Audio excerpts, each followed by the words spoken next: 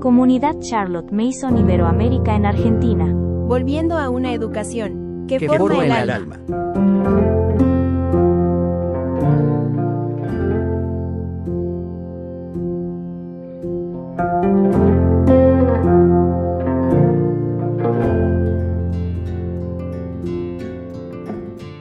En cuanto a alusiones culturales o lingüísticas propias a Inglaterra y al inglés respectivamente, nos hemos atrevido a adaptar el texto a la realidad cultural y lingüística de España y el español, lo cual es más atingente en la realidad de los educadores de habla castellana en todo el mundo. Infinitas gracias a Dios que nos permite dedicar nuestras habilidades a esta iniciativa, para la gloria de su Hijo Jesucristo. María Elena Ortiz y Joana Pérez Rey, Comunidad Educadores Charlotte Mason Iberoamérica, 2021-2022. Bueno, a mí me pareció interesante también leer lo que las traductoras, las mamás pioneras, si queremos llamarles por así decirlo, que se han tomado el trabajo de traducir el volumen y que nosotros podemos tener acceso de manera gratuita. Hay muchas mamás que preguntan si se vende o el volumen 1 es gratuito. Y la importancia, al menos de mi parte, que yo no tengo mucho conocimiento de inglés, digamos que lo básico para abajo, de haber leído desde la traducción del Google los otros volúmenes, saber que tenemos esta traducción eh,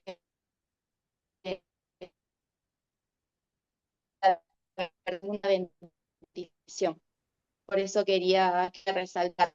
Yo con él más muy accesos en el que llegar normal. Así que bueno, eso por un lado el tema de la traducción.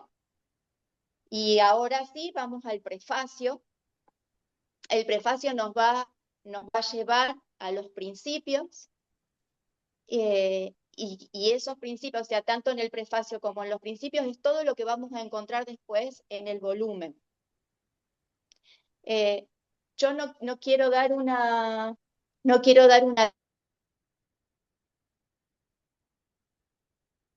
magistral.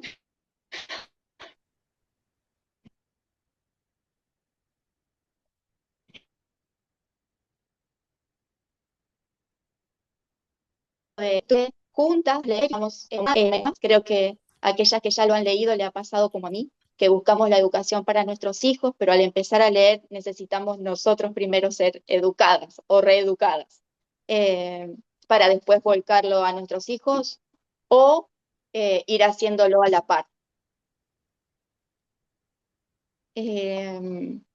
Bueno, voy a comenzar a leer ¿Todo está bien? ¿Se escucha bien? Más o menos, amiga. Puede ser que tengas que dejarla Recortado a veces. entrecortado, sí. Sí, Pau, Puede ser que tengas que sacar Se la escucha muy imagen. pausado. apagar la cámara tal vez.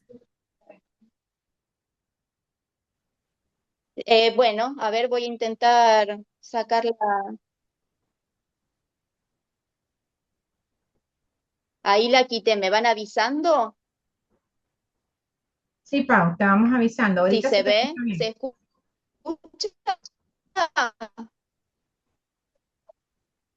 Se escucha. Perfecto. Bueno, voy a comenzar. Prefacio a la serie educativa Charlotte Mason. El panorama educativo se ve bastante nebuloso y deprimente, tanto en casa, en referencia a Inglaterra hacia 1880, como en el extranjero. Muchas son las necesidades que se escuchan desde el campo educativo, tales como que la ciencia debería ser un elemento básico de la educación, que la enseñanza del latín, de las lenguas modernas, de las matemáticas, debería reformarse, que la naturaleza y las manualidades deberían usarse para entrenar tanto el ojo como la mano, que los niños y niñas deberían aprender a escribir en su idioma materno,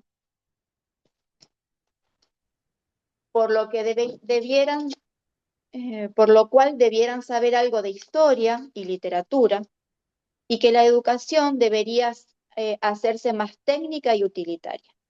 No obstante, no contamos con un principio unificador ni con un objetivo definitivo. De hecho, no contamos con una filosofía educativa.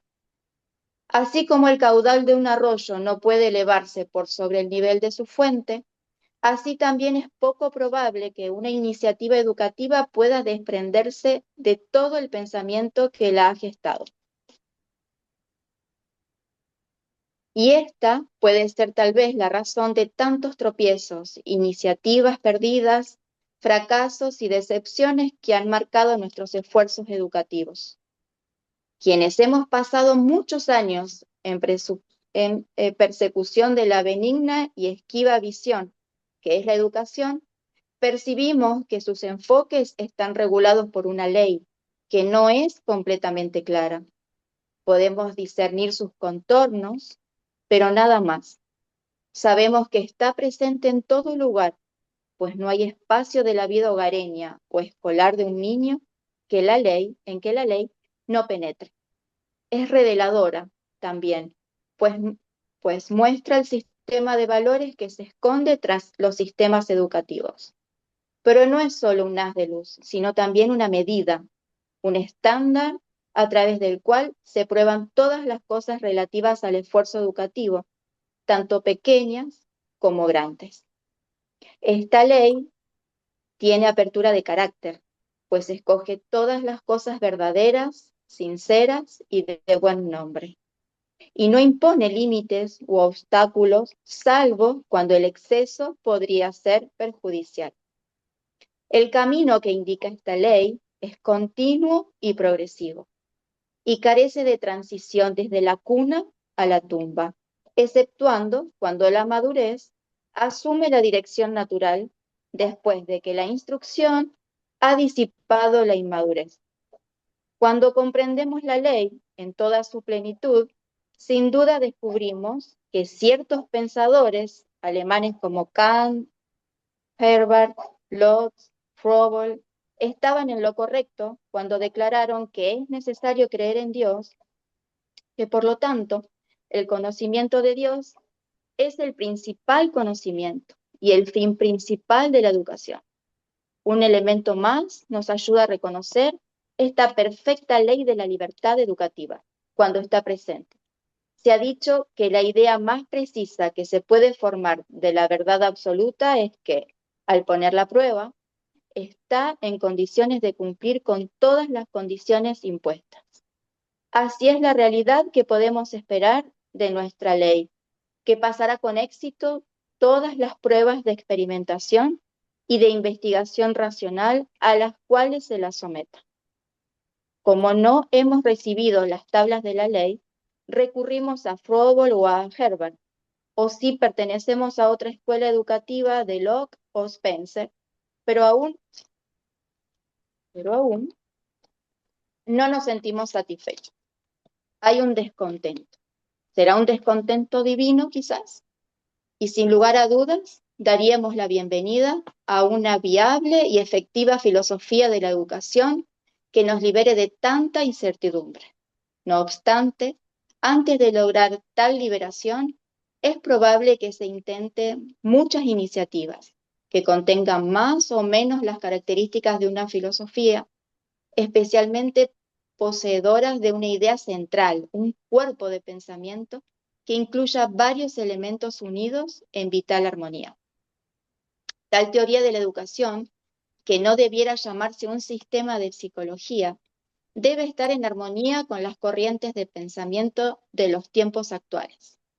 Debe considerar la educación no como un compartimiento cerrado en sí mismo, sino como parte de la vida misma, tales como el nacimiento o el crecimiento, el matrimonio o el trabajo, y debe conectar al estudiante con el mundo a través de varios puntos de contacto. Es cierto que los expertos en educación están ansiosos por establecer este tipo de contacto en varias direcciones, pero sus esfuerzos descansan sobre un axioma aquí y una idea allá, sino una vasta base unificadora de pensamiento que sustenta el todo. Es verdad que, como dice el dicho inglés, los necios se lanzan a donde los ángeles temen pisar, pero la esperanza de que surjan iniciativas tentativas hacia una filosofía de la educación y que todas ellas nos acerquen más al magnum opus, la obra maestra, me anima a mí a intentarlo también. El pensamiento central, o más bien el conjunto de pensamientos sobre el cual me baso, es el hecho bastante obvio de que el niño es una persona que cuenta ya con todas las posibilidades y capacidades propias de la personalidad. Algunas de las nociones resultantes de este pensamiento han sido expuestas ocasionalmente por pensadores del ámbito educativo y existen vagamente en el sentido común general una tesis que quizás es nueva, que la educación es la ciencia de las relaciones, lo cual me parece que se resuelve la cuestión de un currículum, pues indica que el objeto de la educación es poner a un niño en contacto vivo con la mayor posible de la vida de la naturaleza y del pensamiento. Si a esto añadimos una o dos claves para el conocimiento de sí mismo, el joven así educado está en capacidad de salir al mundo con una comprensión inicial de cómo controlarse a sí mismo, con algunas habilidades prácticas y muchos intereses vitales. La excusa que tengo para atreverme a ofrecer una solución, aunque tentativa y temporal, al problema de la educación es de doble arista. He trabajado sin pausa entre 30 a 40 años para establecer una teoría educativa tanto filosófica como pragmática. Y, en segundo lugar, cada artículo de fe educativa que propongo es el resultado de procesos inductivos y creo ha sido verificada. ¿Se escucha? ¿Se Sí, se escucha? escucha bien. Sí, se ¿Sí escucha se bien. escucha bien? Es el resultado de procesos inductivos y creo ha sido verificada por una larga y amplia serie de experimentos. Sin embargo, es con sincera vacilación que me atrevo a ofrecer los resultados de esta extensa labor, porque sé que en este campo hay muchos obreros muchísimo más capaces y expertos que yo. Es por eso que los ángeles temen pisar aquí. Esta área de conocimiento puede ser tan incierta. No obstante, aunque sea para animar a otros, añadiré una breve sinopsis de la teoría educativa que se describe en los volúmenes de esta serie educativa. La estructura no es metódica, sino incidental. Aquí se presenta una idea, allí se añade otra. Así me pareció que podía satisfacer mejor las necesidades de padres y maestros. Debiera añadir que estos ensayos se prepararon a lo largo de varios años para el uso de la Asociación Educativa Nacional de Padres, la PNEU, con la esperanza de que dicha comunidad pudiera contar con un cuerpo de pensamiento educativo más o menos coherente. Y bueno, aquí va la versión actualizada y va explicando los principios. Los voy a leer a todos también. Los niños nacen siendo personas. 2. No nacen siendo buenos o malos, sino con potencial para el bien y para el mal. Los principios de autoridad, por un lado, y de obediencia, por el otro, son naturales, necesarios y fundamentales. No obstante, 4. Dichos principios se ven limitados por el debido respeto a la personalidad de los niños, la cual no debe infringirse, ya sea por el miedo o el amor, las insinuaciones o la influencia, o la manipulación indebida de un deseo natural. Por lo tanto, nos vemos limitados a 3 instrumentos educativos: la atmósfera del entorno, la disciplina del hábito y la presentación de ideas vivientes.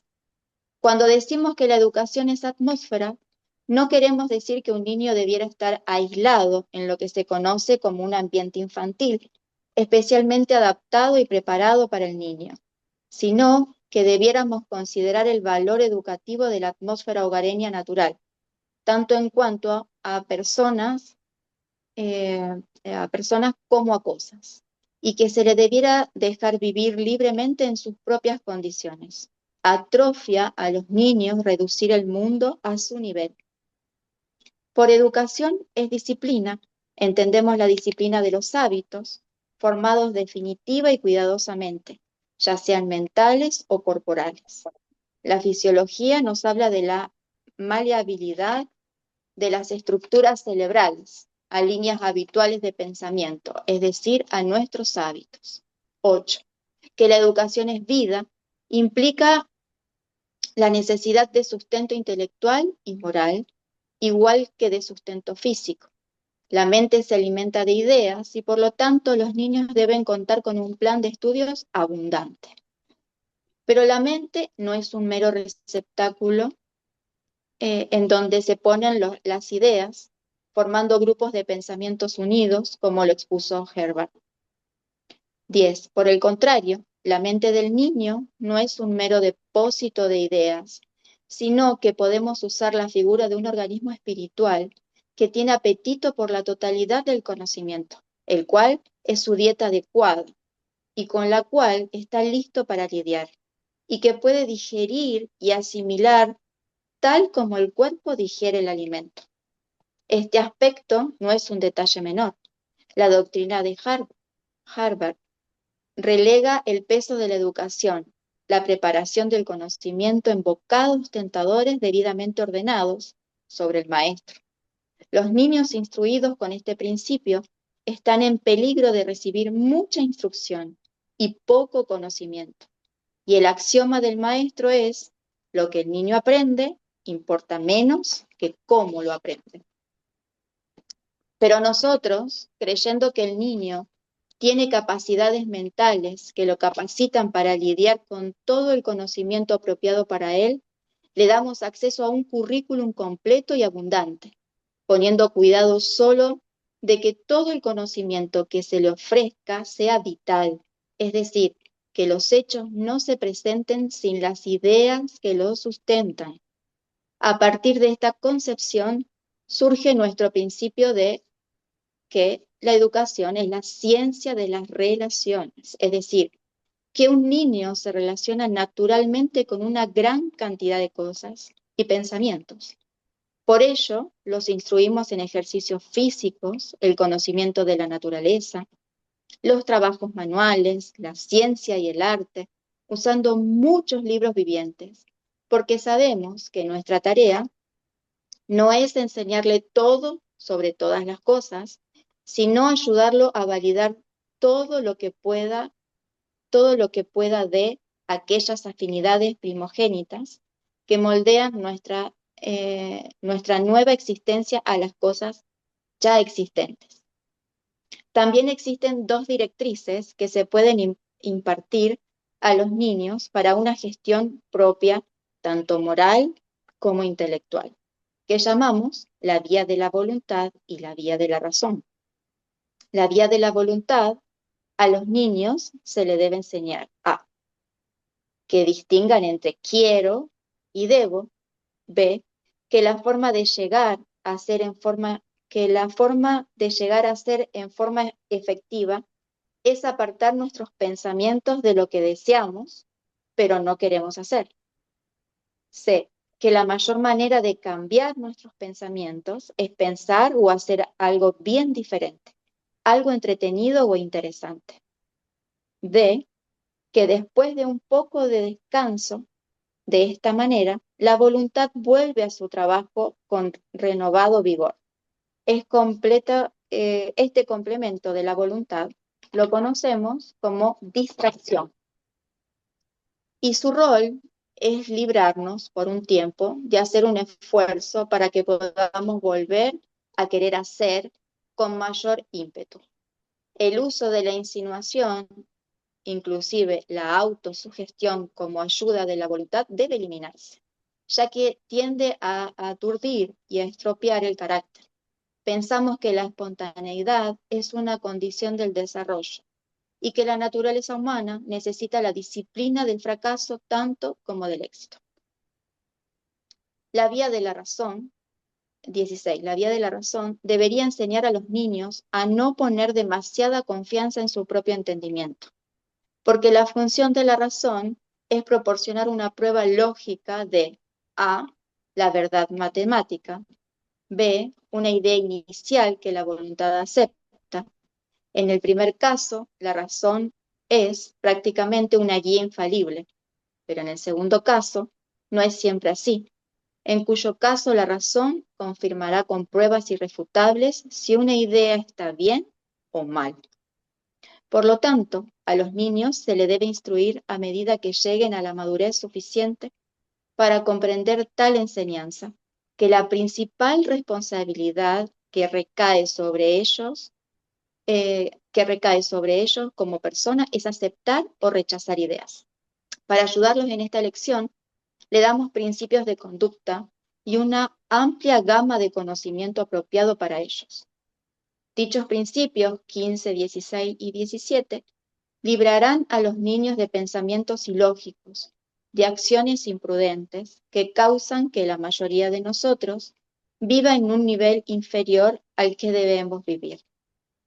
No deberíamos permitir que surja ninguna separación entre la vida intelectual y espiritual de los niños, sino que debiéramos enseñarles que el Espíritu de Dios tiene acceso constante a sus espíritus y a su ayudador permanente en todos los intereses, deberes y alegrías de la vida. La serie educativa en su versión original en inglés se titula Home Education, Educación en el Hogar, por el título del primer volumen y no porque se trate en su totalidad o principalmente sobre la educación en el hogar en oposición a la educación en la escuela. Bueno, estoy tratando de volver. No sé si se pudo escuchar bien, entonces quedó así con la cámara apagada.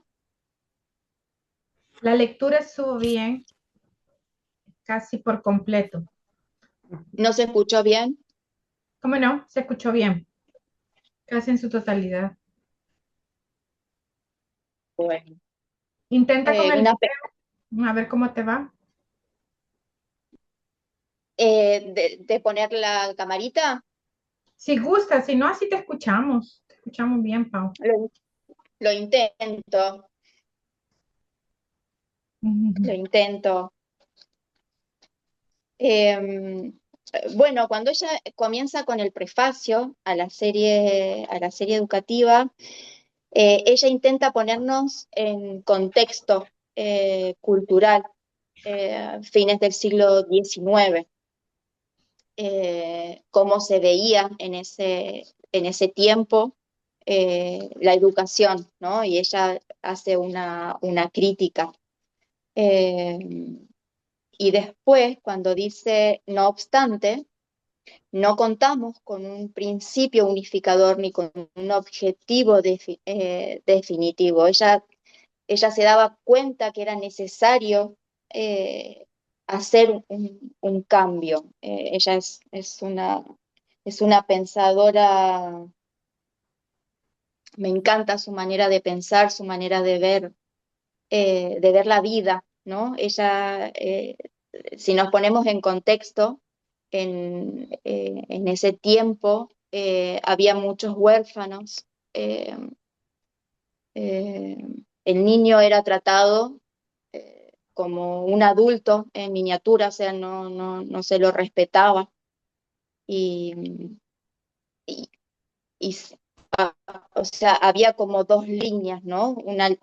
Dos excesos de pensamiento. Por un lado, se creía que el niño que nacía, ¿no? En un ambiente o en una familia donde no recibía educación, donde a lo mejor sus padres eran maleantes o que era de bajos recursos, ni hablar de los niños huérfanos, se iba a quedar así.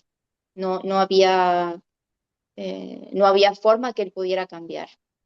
Y por otro lado, había también otro pensamiento que era todo lo contrario, o sea, el niño nacía bien, nacía bueno, pero era contaminado por el ambiente, digamos, ¿no? Por la sociedad, por la misma familia.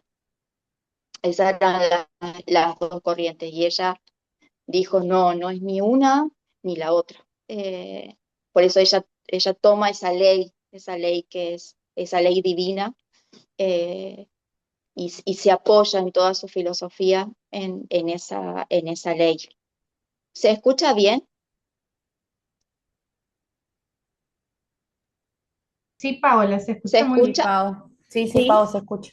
así me van contando. Ese principio unificador que ya habla, ¿no? Eh, ese objetivo, ¿no? Es lo que después vamos a ver que son los principios. Eh, no sé si pudieron ver que ella hace hincapié a la ley, ¿no? Hay una ley que regula, una ley que está en todo momento, desde que nace hasta la cuna, hasta la muerte.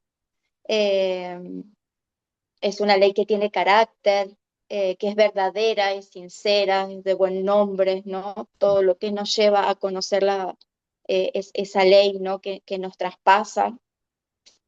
Eh, y después hay algo que dice que el conocimiento, a lo que ella quiere apuntar es que el niño tiene que saber que eh, el conocimiento lo imparte el Señor. Todo lo que el niño ve, todo lo que nosotros tenemos acceso, eh, todo lo ha hecho el Señor, y la existencia misma eh, es llegar a conocerlo y disfrutarlo, ¿no? El principal conocimiento y el fin principal de la educación es conocer al Señor y conocer todo lo que Él ha hecho y disfrutarlo. Eh, Después me van diciendo si se va escuchando. Bueno, después ella va haciendo toda una aclaración, ¿no? Sobre esta ley, sobre el pensamiento, y que el niño es una persona. Eh, los niños, ella dice, el primer principio es que los niños nacen siendo personas. ¿Por qué? Porque en ese tiempo, como hablábamos, el niño no era tenido en cuenta. Eh, y en familia, o sea, para mí todo esto fue nuevo. No, jamás pensé que la educación se trataba de esto, ¿no? Estaba acostumbrada a ese sistema donde se separaba, ¿no? Lo que era académico de lo que era eh, el Señor, o lo que era la religión. Y ella dice, no, todo tiene que estar, todo va junto. Es algo que traspasa la vida. Por eso dice que los niños nacen personas. Como decíamos, en ese tiempo no se lo tenía en cuenta. Eh, la lectura, por ejemplo, de Charles Dickens, que habla muchísimo sobre esta parte. Y hace poquito nos faltó, no habíamos leído David Copperfield. Lo terminamos de leer hace muy poquito, y eso ha impactado también a mis hijos, de ver cómo eran tratados los niños, ¿no? En ese tiempo. Por eso ella hace esta aclaración, ¿no? Los niños nacen siendo personas, nacen como es el diseñados por el Señor. Y después el 2, el principio 2, que no nacen siendo buenos o malos, sino con un potencial para el bien y para el mal. Esto para nosotros los cristianos tiene un poco de controversia. ¿Se escucha bien? Porque Sí, me siento como muy sola. Me no, siento sí como se muy sola escucha, se porque escucha. Se Como que, escucha. como que no Te las, como que no escuchamos. Cuando veo. quieras que acotemos, nos avisas. Pero te Ya, estamos ya, escuchando bien. ya, porque yo no puedo, no las puedo ver, solamente me veo a mí, entonces no quiero hablar y hablar y hablar, eh, las quiero invitar también a charlar. Si quieren ir aportando sobre el principio uno,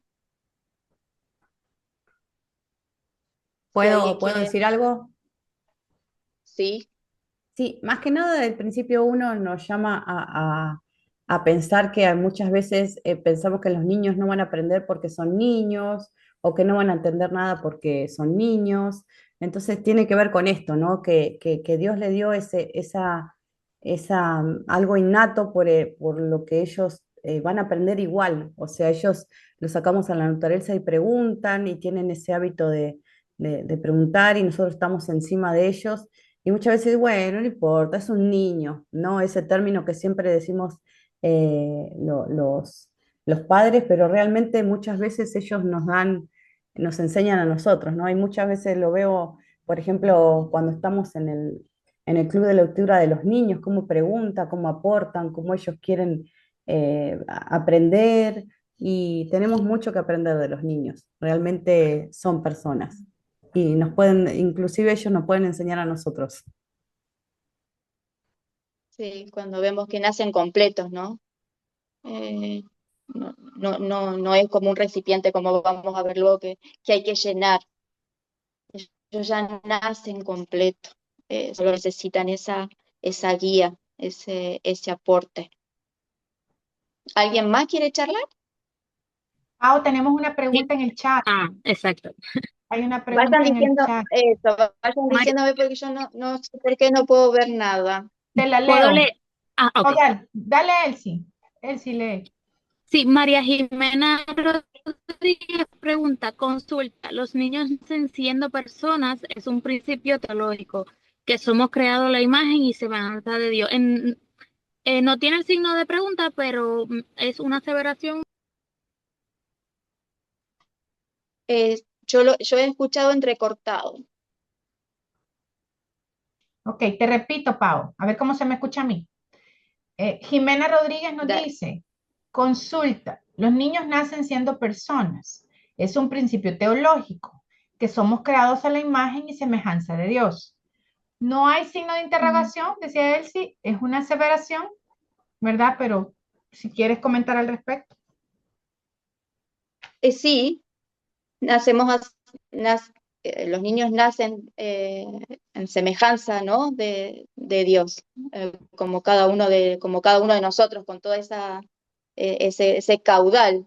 No sé si quieren aportar, si alguien quiere también aportar, ¿qué piensan? Margarita, Elsie, Clau, Yo pienso que Adrianete. independientemente la condición de la edad de una persona, ¿verdad?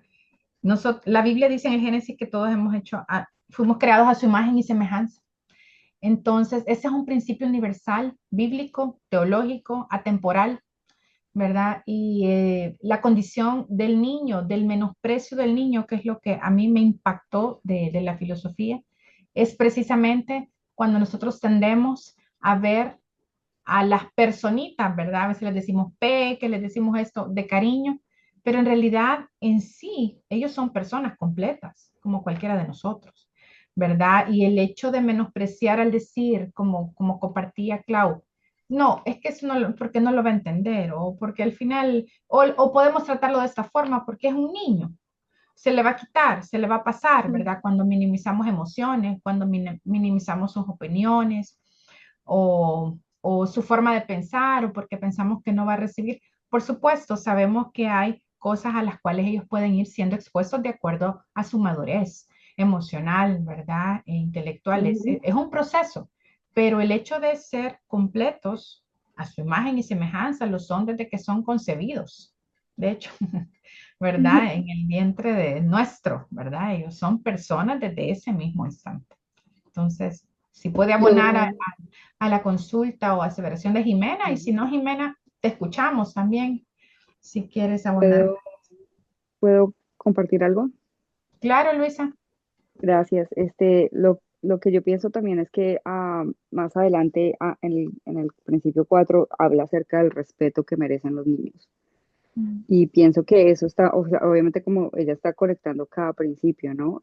Entonces hablamos de cómo los niños tienen un valor y de hecho no solo los niños, cada persona y muchas veces a través de los años y a través de las edades y las eras, se ha, se ha tenido este concepto de que la gente no tiene un valor si no tiene X o Y, últimamente si no tienes preparación, si no tienes fama, si no tienes dinero, ¿no? Pero siempre ha habido algo, ¿no? Entonces, hay personas que se han levantado a quitarle valor a las personas dependiendo de cómo se ven o de cómo son o de lo que tienen. Y lo que siento que Charlotte hace aquí es que ella dice, saben que todos tenemos valor, incluso los niños. Y como ustedes decían, ¿no? Los niños eran considerados como que, o sea, no van a aprender, así, o como que todavía no saben tanto, entonces pues toca enseñarles y meterles toda esa información pues para que aprendan y tengan algo de valor. No, ellos ya tienen valor, por lo mismo que se está hablando de que fuimos todos creados a imagen y semejanza de Dios. Entonces, y luego habla acerca de ese respeto, ¿no? De cómo ese mismo valor hace que nosotros le tengamos que dar también respeto a nuestros hijos, ¿no? En el sentido así como a un adulto tú no lo ignorarías, así como a un adulto tú pararías y tendrías que escucharlo y mirarlo a los ojos, así como a un adulto tú le tratarías de explicar algo que no te entiendes y te pide que te explique, o sea, de esa misma manera poner ese valor a ellos y que eso nos lleve a respetarlos como personas, a respetar sus derechos, a respetar sus ideas, a respetar los intereses de ellos. Sí, Gracias, Luisa. sí, comparto. Gracias, comparto un montón y es que cuando encierra a la persona lo encierra todo, porque ella, o sea, ella no ha dejado nada al azar. O sea, hasta bueno, después vamos a ver los libros, ¿no? Pero cuando, ¿qué tipo de libros le estábamos obsequiando? Y hablo por mí, a mi hija mayor, que ya tiene 29 años, pero ¿qué libros, con qué libros la nutría? ¿No? Con esos libros tan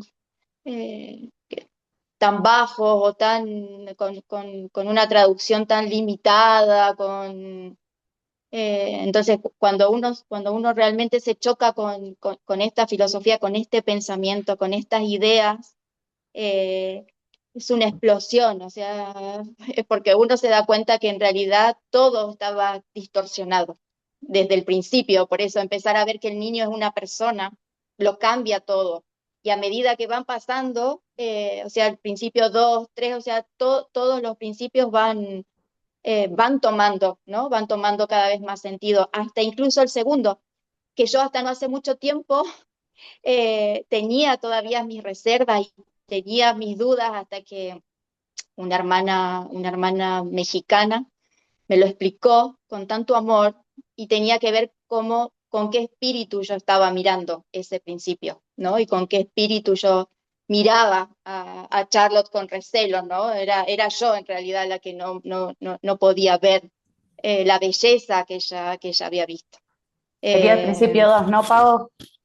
Sí, el principio Que los dice, niños no nacen siendo buenos o malos. Y en lo largo de todos sus volúmenes podemos ver que ella habla sobre el pecado, habla sobre la naturaleza, que nos dice, nunca dejes a un niño en su naturaleza. Entonces ahí ya lo está aclarando. Pero ella o sea, ella vio y vivió cómo esos niños eran tratados. Eh, ella dice, no, el niño obviamente que nace con el pecado original, pero tiene posibilidad de ser llevado y guiado a Cristo. Y se me pone la piel de gallina porque digo, ¿cómo pude ser tan ciega y no haberlo visto, ¿no? Haber tenido ese recelo y, y hoy lo abrazo porque siento lo que el Señor ha hecho conmigo. Si bien he nacido en un hogar donde no era cristiano, donde el Señor estaba lo más lejos posible y el Señor me alcanzó. Eh, el Señor me alcanzó. Y después fue todo un camino, ¿no? Todavía sigue hasta el final de mis días, va a ser un camino hacia Él, en ese camino que se hace cada vez más angosto. Y lo mismo pide para los niños. No importa dónde haya nacido, llévalo a Cristo, mostrarle el bien, ¿no? De que después vienen también los hábitos. Eh, no sé si alguien quiere aportar algo más. Es muy rico, o sea, todo esto y es una puntita de lo que viene, es un Perdón, festín. que ahora que estabas hablando de esto, prácticamente me hizo acordar de lo que es el libre albedrío. O sea, es como que prácticamente ya está explicando el libre albedrío en el principio 2 donde está hablando realmente nosotros fuimos hechos a imagen y semejanza de Dios, que no es buena, digo que no es mala, ¿no? Es buena. Am, pero nosotros todos tenemos las posibilidades de escoger lo bueno y lo malo, ¿sí? Y eso se llama libre albedrío. O sea, prácticamente siento que es lo que está explicando en este segundo principio. Ujú. Sí, y partimos, o sea, volvemos al uno, porque el Señor ha puesto en nosotros conciencia, y es esa conciencia la que nos lleva, ¿no? A ese reconocimiento del Señor de poder elegir, ¿no? Lo bueno y lo malo. En un niño, eh, ella dice, hay que guiarlo, ¿no? Hay que darle esas ideas eh, hacia lo bueno. Eh, y ahora se suma el principio 3, los principios de autoridad y obediencia. O sea, es tan hermoso porque, o sea, eh, muy bien, ya sabemos que el niño es una persona, ya sabemos que no es malo ni bueno, no que no tiene pecado, sino que necesita ser guiado, ¿no? Hacia el Señor. Ahora necesitamos una autoridad y una obediencia, o sea, cómo nos empieza a formar, es tan bello, es tan hermoso. Eh, esa autoridad eh, que viene, ¿no? Que viene de arriba, que viene del cielo, ¿no? Y la obediencia, aprender a obedecer, que es el primer hábito, ¿no? Que todos debemos incorporar. Eh, el empezar a obedecer. Y que los niños empiezan a ver que nosotros somos su autoridad en la tierra, ¿no? La autoridad para nuestros hijos, pero que ellos también empiezan a ver que nosotros también estamos regidos por una autoridad aún mayor. Eh, Cuando yo empecé con la filosofía, y aún ahora lo sigo haciendo, pero era pedirle perdón todo el tiempo. Ay, perdóname porque te dije esto, perdóname porque... y eso, ellos veían, o sea, no me faltaba autoridad, sino que ellos estaban viendo que yo estaba siendo obediente a mi Señor. Si en alguna falta yo a ellos les había causado dolor, a lo mejor sin querer. Entonces mostrar esa autoridad. Eh, Ella dice que es natural, pero es necesario y fundamental. ¿Alguien me acompaña?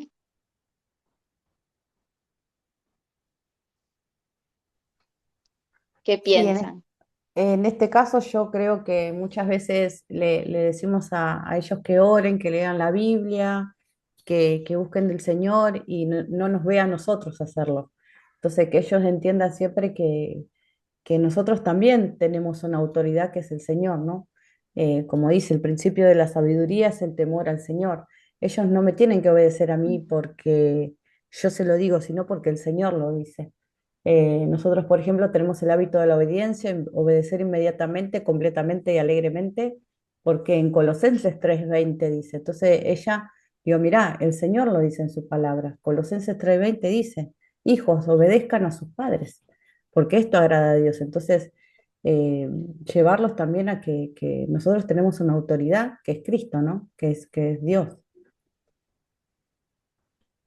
Sí, y por otro lado también uno los puede entender porque cómo nos cuesta a nosotros obedecer, ¿no? Como hay momentos en los que nos cuesta obedecer, entonces por eso es que uno los mira con tanta misericordia, ¿no? Cuando a ellos les cuesta, porque es un trabajo de toda la vida, la obediencia.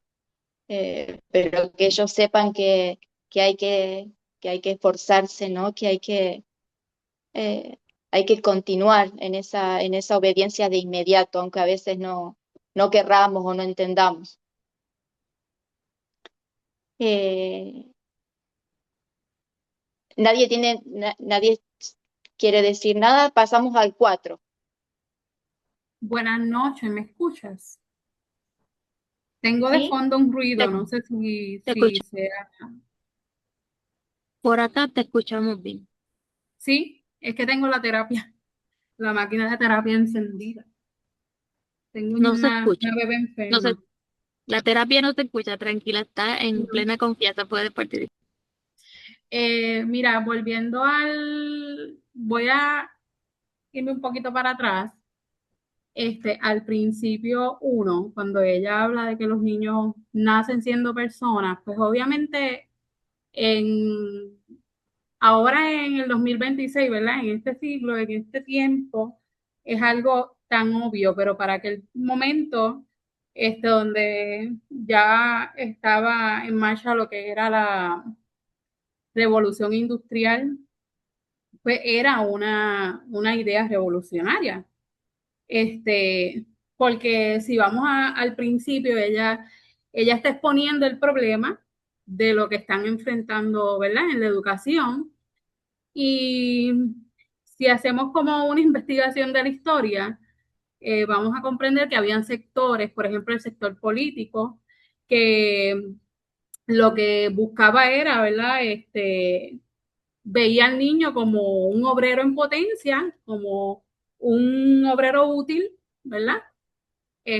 Para que trabajara, ¿verdad? Para el capitalismo. Eh, y también estaba el sector de los ¿cómo puedo decir? De los estudiosos, de los expertos en materia, que lo que pensaba era que la materia que ellos daban o a lo que se dedicaban era lo que ellos tenían que aprender. Por eso es que ella dice, pues unos dicen que deben de aprender más de esto, más de lo otro, y no se ponían de acuerdo. Y pues también estaba el sector científico que veía al niño como, por decirlo así, como una máquina que tú puedes programar o como se escucha como bastante, este, no tan agradable, pero como un animalito que tú puedes entrenar, ¿verdad? Y si le das los comandos correctos, pues. Entonces, yo leyendo, me la puedo imaginar a ella observando con todo el conocimiento que ella tiene, observando estos sectores peleándose y el niño entre medio, y estos sectores peleándose por ¿sabes? ¿Cómo vamos a educar a este niño? ¿Qué le vamos a dar? Se supone que no, él tiene que tener más de esto, no, él tiene que aprender esto, no, él tiene que aprender cosas mecánicas. Y ella, entre medio de eso, ella está diciendo, es que el niño es una persona. O sea, ya él es un niño completo, o sea, una persona completa, él viene con todo el conocimiento. Y lo que ella quiere expresar aquí es eso, o sea, estos diferentes sectores que estaban abogando por cómo educar al niño, pensaban, veían al niño de diferente manera y ella lo que le está diciendo es, o sea, detente, el niño es una persona, él viene capacitado para cualquier cosa. Y el segundo principio, déjame ver dónde está aquí, porque dice mis notas. Que no nacen siendo buenos o que no malos. nacen siendo buenos o malos. Pues, pues entonces si miramos para atrás, ¿verdad? Esas familias, pues lo que se creía era eso, lo que estaban hablando ahorita, que si el niño nacía de una familia alcohólica o de una familia que tenía asesinos, pues él estaba destinado a eso. Y entonces, eso era lo que ella combatía también. Mm. En el principio 3, pues la autoridad es necesaria porque ese es el orden divino. Y también quiero aportar que ¿cómo te digo? Los límites son necesarios. No sé si han escuchado personas que en la adultez miran su pasado y dicen, yo hubiera querido que mi mamá me hubiera puesto límites en esto o me hubiera puesto límites en lo otro. Y es que son necesarios, aunque ¿verdad? Nuestros hijos a veces pues rechazan quizás ciertas reglas que uno tiene en el hogar, pero sí son importantes porque una persona sin límite es una persona que va a ciegas por el mundo y cuando se da cuenta, pues ha cometido tantos errores y es importante, es natural, es necesario, ¿verdad? Y es fundamental. Pero, ¿verdad? No podemos tampoco eh, asumir la autoridad ¿verdad? Como tiranos, porque esa no es la Ujú. idea. Y, y creo que tenemos que examinarnos, y me incluyo, de la forma en que ejercemos la autoridad en nuestro hogar,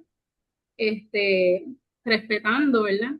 Lo que es él en sí, o sea, ese ser, porque, ¿verdad? El niño tiene, dentro de lo que es él tiene algo interior que es su ser, lo que es el que uno no lo puede traspasar. Así que Ujú. nada, esa es mi aportación. Seguimos escuchando a los demás compañeros. Oh, muchas gracias. Gracias por el aporte. Eh, sí, incluso cuando habla del principio de autoridad del 3, ahora cuando viene el principio 4, ahí es como que da más la aclaración, ¿no? Cuando dice dichos principios se ven limitados por el debido respeto a la personalidad de los niños, ¿no? Ojo lo que le hacen a uno de estos, ¿no? Me viene ese versículo, ¿no? Ojo lo que le hacen a uno de estos. Eh, y da cosita, da cosita, la cual no debe infringirse ya sea por el miedo o por el amor. ¿Cómo va a ser esa autoridad, no? Haciéndole, diciéndole a partir del miedo, o sea, causándole temor para que obedezca. eh, es muy delgada la línea. O O a su vez que haga lo que nosotros queremos. demasiado, Sí. demasiado amor, claro, Sí. claro, de un extremo al otro, o sea, cómo nos acercamos, ¿no? A esa persona.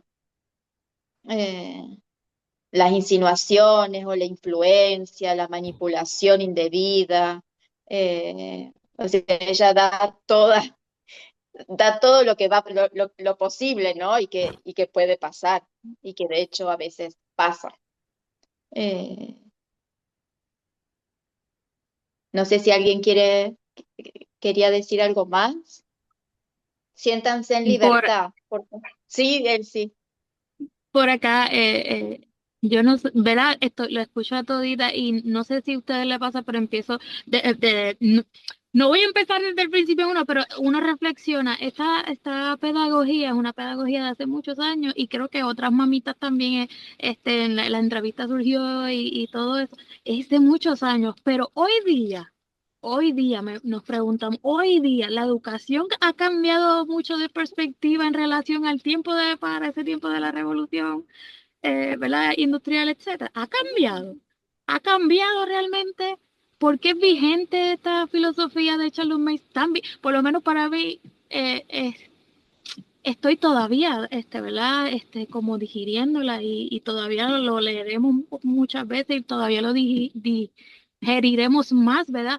Pero es como que, wow, todavía hoy es vigente, todavía hoy, eh, por ejemplo, ese último principio también a mí me confronta, o sea, yo me he tenido que humillar. O sea, ya ahí es, ¿verdad? Utilizar, conocer el principio de Charles Mason y decir, ok, me siento, y no lo digo en sentido despectivo, pero me siento miserable. Es como para ese tiempo de Nehemías cuando le leyeron el libro, ok, no, quisiera celebrar, pero estoy llorando porque lo he hecho mal, malísimo, y Señor, perdóname. Así que Charles Mason, por lo menos en mi experiencia, me lleva y me está llevando mucho a humillarme a mí misma y decirme, ok, lo he hecho mal, tengo que cambiar, tengo que pedirle al Espíritu Santo para que me ayude porque no puedo. Y también va con nuestra vida anterior, cómo nos criaron. Yo soy bien sentimental, pero cómo esta pedagogía nos lleva a nosotros a conformarnos, ¿verdad? A Cristo, porque en fin de cuentas tenemos que modelar a Cristo para que ese principio sea vivo en nuestra casa, en nuestra familia. Y es la crianza de nuestro esposo, la crianza de nosotros, y cómo nosotros mismos tenemos que crucificarnos a nosotros mismos para hacer vida este principio que es basado, ¿verdad?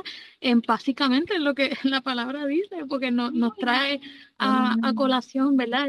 Esa palabra de que crucificar el pecado hay que crucificarlo, morir a la carne para darle vida al Espíritu Santo, y el Espíritu Santo es realmente el que va a dar vida a cada uno de esos principios. Pero me llama la atención, ¿verdad? El primero y este último que discutimos, que es a uno mismo, ¿verdad? Para poder darle vida y con ayuda del Señor. Sí, sí, totalmente, totalmente de acuerdo, él sí, totalmente de acuerdo. Eh, por eso lo- creo que no cambia, porque el hombre es hombre desde siempre, o sea, eh, en todas las épocas hemos sido igual. Cuando vemos el pueblo de Israel, eh, que una y otra vez cae, una y otra vez, y somos igual. eh, y esto va a peor, o sea, no es que el hombre en algún momento va a mejorar, sino que sabemos que va a peor. Eh, eh, es tal cual, por eso los principios son tan bonitos, porque nos mantienen frescos, ¿no? Nos mantienen frescos de quiénes somos, eh, y para dónde vamos y a dónde queremos ir, ¿no? Nos marca la ruta de dónde debemos, después lo vamos a ver, ¿no? Entre el quiero y el debo. Dónde mi naturaleza quiere ir, ¿no? Sin Sí, rienda, ¿no? Al galope. ¿A dónde? Y dónde debo realmente, ¿no? La razón y la voluntad, que ya después la vamos a ver. Por eso el principio 5 dice, por lo tanto, nos vemos limitados a tres instrumentos educativos: la atmósfera del entorno, la disciplina del hábito y la presentación de ideas vivientes. Esta es la parte que más me gusta, o sea, cuando ya entran, ¿no? Las ideas, los tres instrumentos, ¿no? La atmósfera, la disciplina, la atmósfera, la disciplina, eh, y la presentación de ideas. Esto fue revelador para mí, o sea, saber que somos hechos de ideas, estamos hechos, ¿no? De esas ideas. Eh, no sé si alguien quiere contar algo o aportar algo a este. Va seguidito al 6, ¿no? Para mí fue muy, muy interesante leer ese principio porque cuando uno está leyendo el 4 y te dicen, no, no los obligues por amor, o no uses el amor para hacer esto, no uses el miedo, y te pones a revisar cómo te criaron y es como, o sea, me quedé sin herramientas, no, ¿cómo voy a enseñarle a mi hijo? ¿Cómo lo voy a hacer que me obedezca? O sea, sí son prácticamente estás diciendo todas las formas en las que me criaron, todas las herramientas que tengo y me las acabas de quitar todas que hago, ¿no? Y entonces es como esa respuesta, ok, estas son las cosas que sí puedes usar. Entonces para mí fue súper revelador también eso, porque, y de hecho hace poquito lo estaba leyendo y me volví a hacer la misma pregunta cuando estaba leyendo ese, pero otra vez me, ¿no? Y cuando volví a leer el siguiente, es como, ok, sí, esta es la respuesta. Ok, estas son las tres cosas con las que me puedo agarrar para ayudar a mis hijos a aprender a obedecer, a aprender a poner atención y a conocer el mundo realmente, ¿no? Sí, tal cual, Luisa.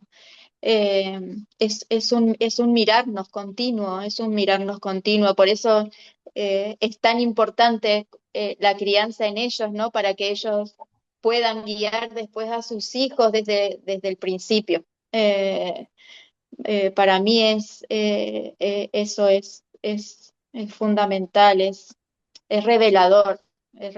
Si hubiésemos sabido, ¿no?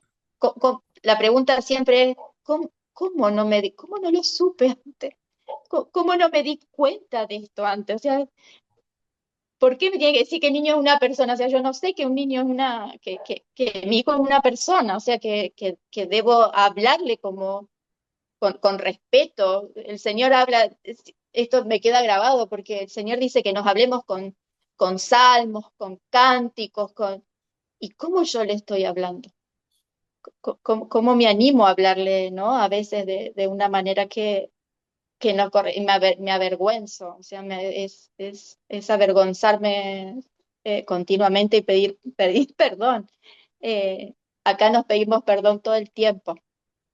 Está bien, mamá, y ellos, eh, es, es hermoso, es ver, Pau, eh, sí, había levantado la mano, pero bueno. También perdón, Jime también levantó la Jimena. manito, así que después, nada, tiene Ustedes que ver ayúdenme también porque con, yo no veo bueno, bien, ayúdenme con eso. tiene que ver con cuando yo lo entendí este principio uy, no hagas esto porque papá se va a enojar, o vení, vamos a hacer esto y te compro un helado, o vamos, ay mamá, mira, mamá se pone triste, todo eso, eso es manipulación. Entonces después cuando ellos nos manipulan, ¿a quién sacó que sea tan manipulador? Y a nosotros.